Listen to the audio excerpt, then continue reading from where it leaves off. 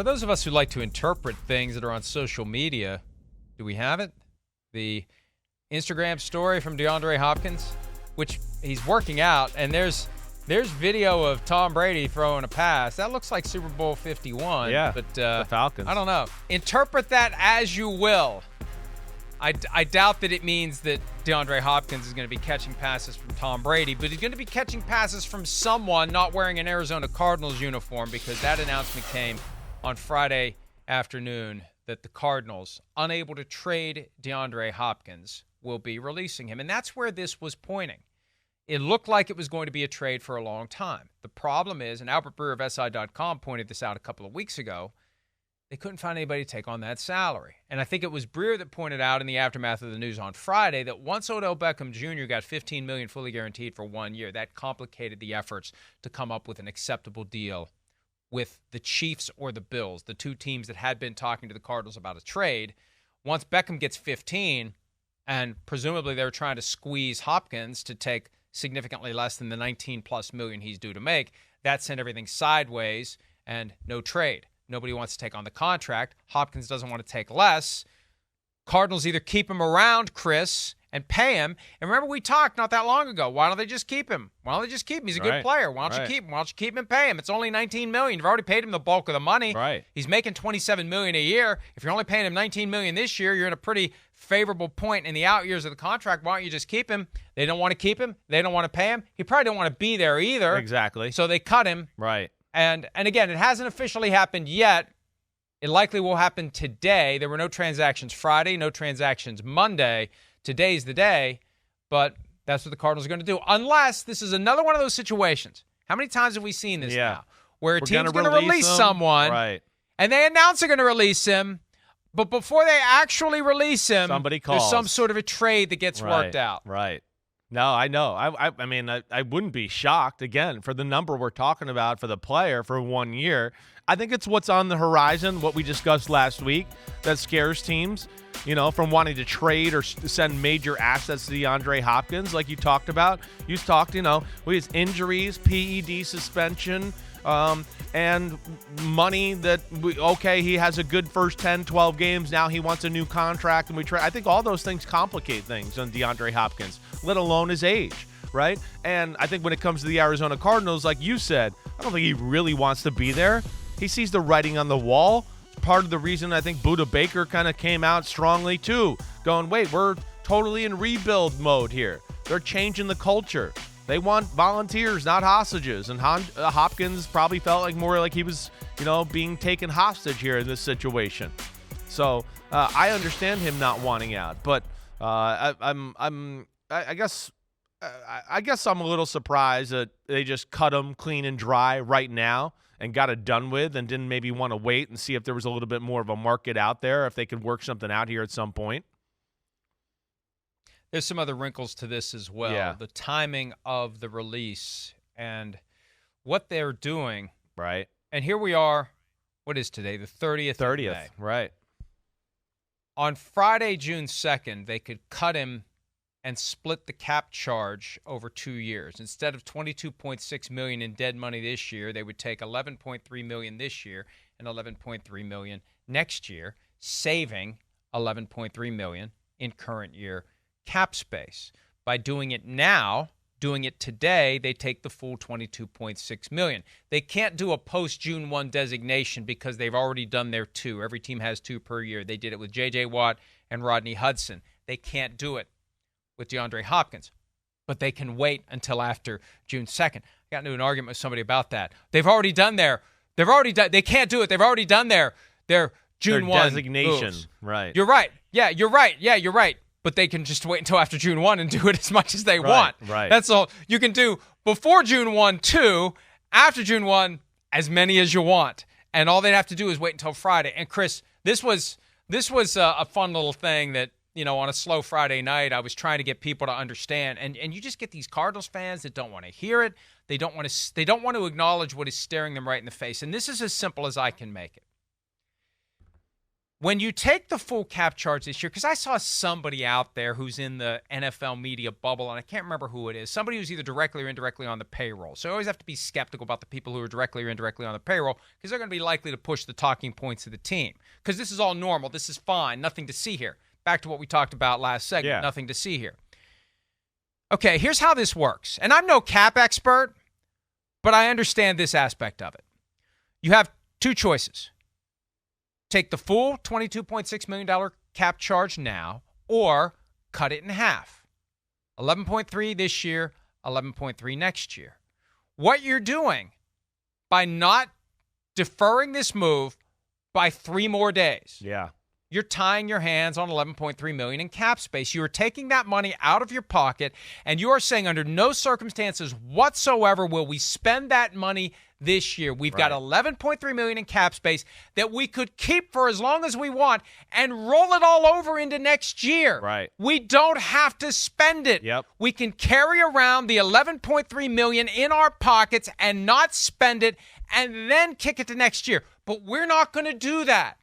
We're not even going to have the temptation to spend the money. We are tying our own hands behind our back and kicking that money to next year. Yeah. And that, to me, Chris, is, and I'm not saying it's direct evidence, but it's pretty damn circumstantial evidence that the Cardinals are tanking this year.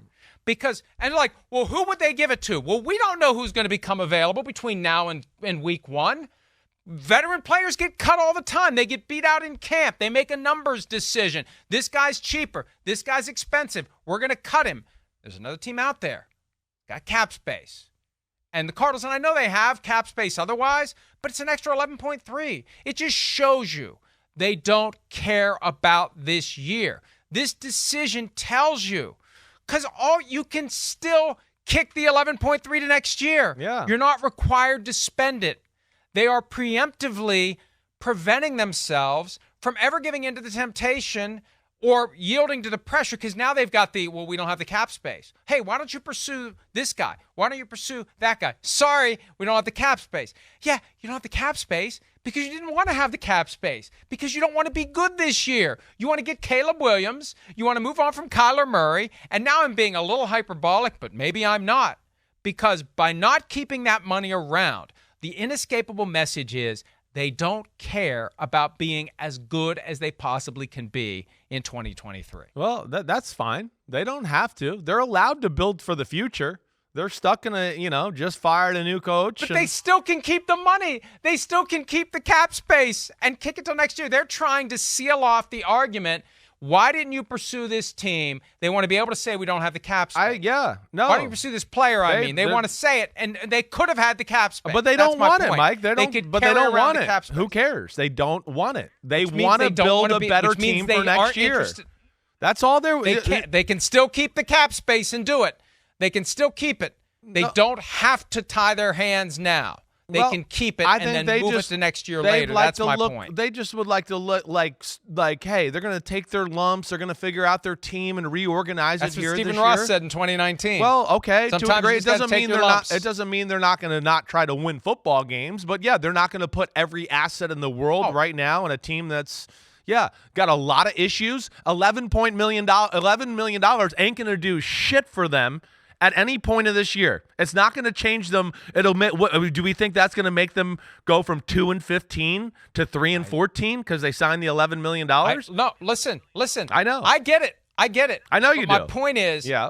My point is, it's evidence that they don't care. Well, that's my point. You and I are on the same page. Yeah, I know. That they shouldn't care. No. When you do this, to the trained eye, you are creating the trail of breadcrumbs to prove they don't care about this year. No. That's my point. Yeah. So all you Cardinals fans out there, I know they've dangled the bright, shiny object of the new uniforms that really aren't all that great. And, come by. Hey, spend your money. Spend your money on tickets. Bring your family out to watch the Cardinals. Never mind the fact that we really don't care about winning this year. My point is this. The Cardinals don't care about winning this year. And I know that that's very frustrating from the perspective of a fan. A zealous fan of any team wants to believe that no matter how good or bad their team is, they at least are trying to win as many games as possible and compete for a championship because you never know how the dominoes are going to fall in a given season. This, to me, is the Cardinals tapping out preemptively on 2023. And you and I probably wouldn't have been surprised to know that that's the way they were leaning. My point is, the timing of this Hopkins release, the way they're taking that cap charge, is the closest thing to an admission that we're going to get from them, that they know that this isn't it.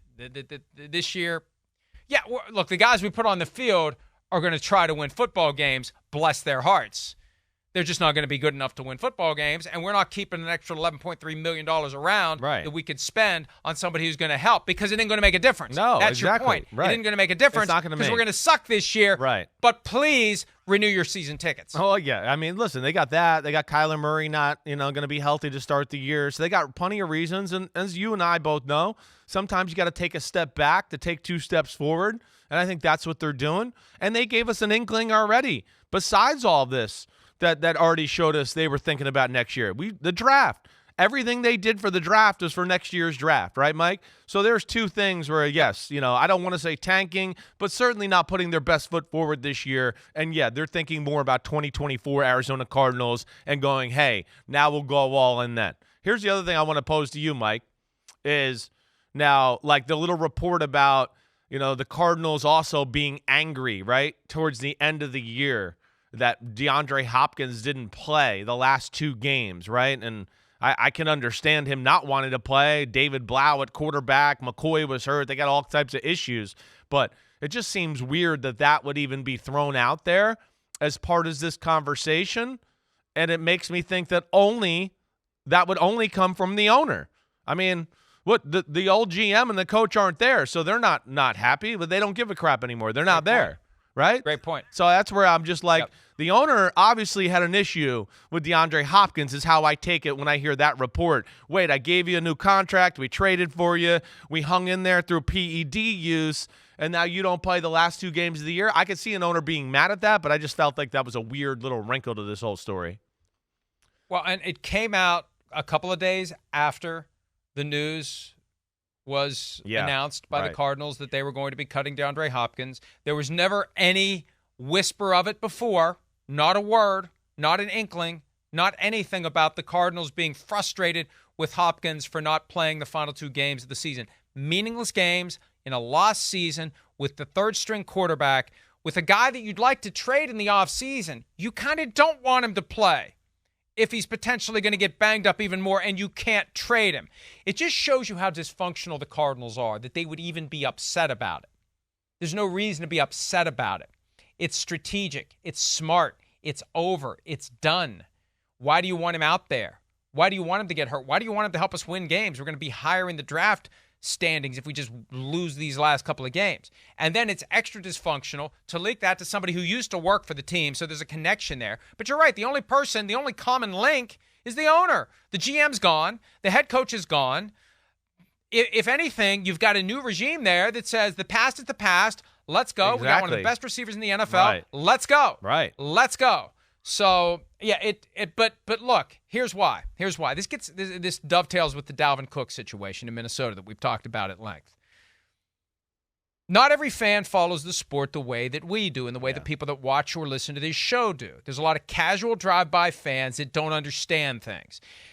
And most Cardinals fans would not understand when DeAndre Hopkins lands with the Chiefs or the Bills. Those are the 2 betting favorites to get him. The Bills first. I think it's more likely to be the Chiefs. The Ravens are in the mix as well.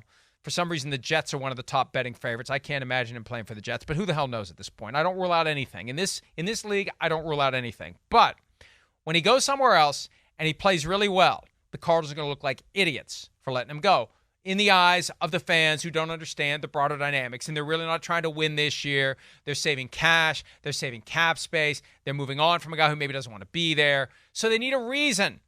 They need something. They need low-hanging fruit for the casual fan to understand why they'd want to move on. And this idea that they're pissed off at him because, God forbid, he didn't play in a couple of meaningless games, which would resonate with the casual drive-by fan. Oh, my God, you're healthy enough to play football and you didn't play football. Well, now I understand why the Cardinals got rid of him. I think that's what this is all about. Getting the people who don't understand the nuances to say, okay, fine, get rid of the bum. He wouldn't play when he was injured. Yeah. Or when he was healthy, he claimed he was injured. Yeah, you're probably right about that. You're right. It quiets the masses who are not into the nuance and details of the NFL are going, wait, why will we just cut DeAndre Hopkins and not get anything for him and then take this cap hit and all that? You're right. That's probably exactly why it's done. It gives that person a reason to go, oh, okay, yeah, he is a jerk. Right. Okay, good thing we did get rid of him.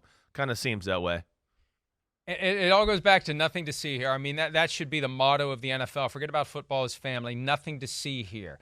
Hey, why don't you go pursue that free agent that got cut? Oh, we don't have the cap space. Nothing to see here. Hey, why'd you cut DeAndre Hopkins? He's a superstar now with the Chiefs. Well, he wouldn't play when he was actually healthy. He faked an injury, and that goes against our principles. Nothing to see here. Nothing to see here.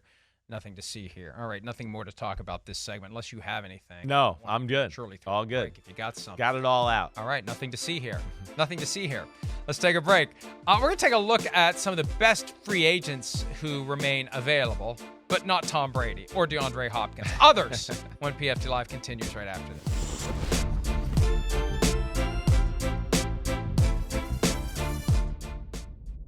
Hi, it's Mike Florio. Thanks for watching PFT on YouTube. Hit subscribe for the latest news and analysis from Pro Football Talk.